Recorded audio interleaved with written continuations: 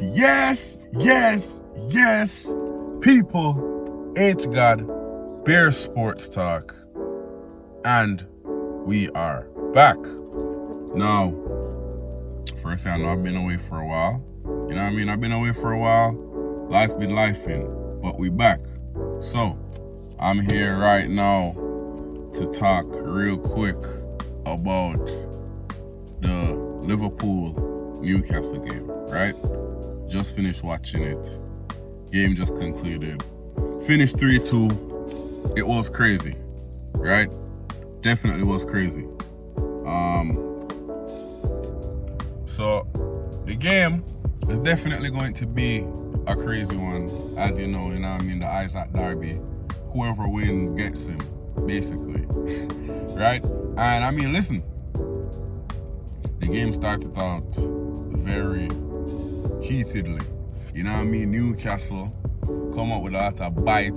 Like Anthony Gordon was going crazy. You know what I mean? Anthony Gordon playing as striker. That might be like a hidden position for him or some shit like that. You get me? Different type of thing. So, Newcastle were doing good, but I wouldn't even necessarily say after the run of play, because it was like a good goal still by Liverpool. Liverpool took the lead, despite everything Newcastle doing. Then, Newcastle go down, red card, and it's like, yo, when man see the red card, it's like, man, come on, bro. Like, because bear in mind, I'm hate watching, obviously. You know what I mean? Obviously, like, yo. And it's a conflicting hate watch, because, like, I hate both teams, obviously. You know what I mean? But in the grand scheme of things, it's better for Newcastle to get the points than Liverpool to get the points, because Newcastle, they're not going to be a threat later on in the year for anything. You know what I mean? So, Newcastle getting that red, I'm like, fuck. Here they go again, right? Halftime done. Yo, Liverpool forward out, just score immediately, basically. Ekatike. You know what I mean? Proven to be very clinical so far since being at Liverpool. Right? So I'm looking at this shit now and I'm like, okay, yeah, here we go. You know what I mean? Unsuccessful fucking hate watch. But then, Newcastle finds damn near like a second gear. You know what I mean? From out of nowhere, and it's like set pieces. Listen, I always say this, right? Especially if you go down a player, your best hope is always to try and apply as much pressure as you can and go for set pieces. Because especially if you're a physical team like Newcastle is and all that, you always have a chance. And with set piece, them get back into the game. Bruno, Guimaraes, do him thing, bro. You know what I mean? Boom, 2-1. So I'm still so now I watch and I say, alright, this look promising.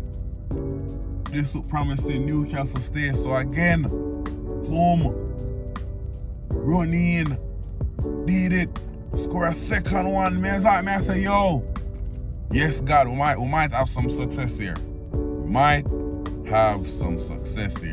But then no.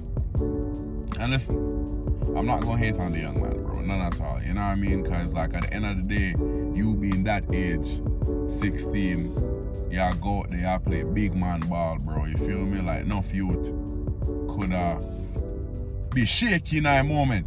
You know what I mean? Bro held his nerve.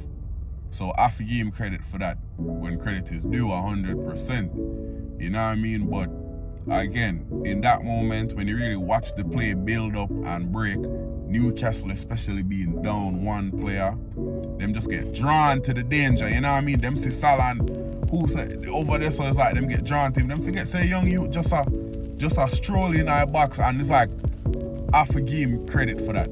The real youth. I forget him credit for that, because you can tell says a youth where him understand the ball game certain way, you know what I mean? Because he followed the space. He never just caught in at the moment and stand on and say, yo, oh yeah, you know me, I play at that. No, like him literally a track and I follow the ball and like anticipation, you know what I mean? That's one of the biggest things in the game.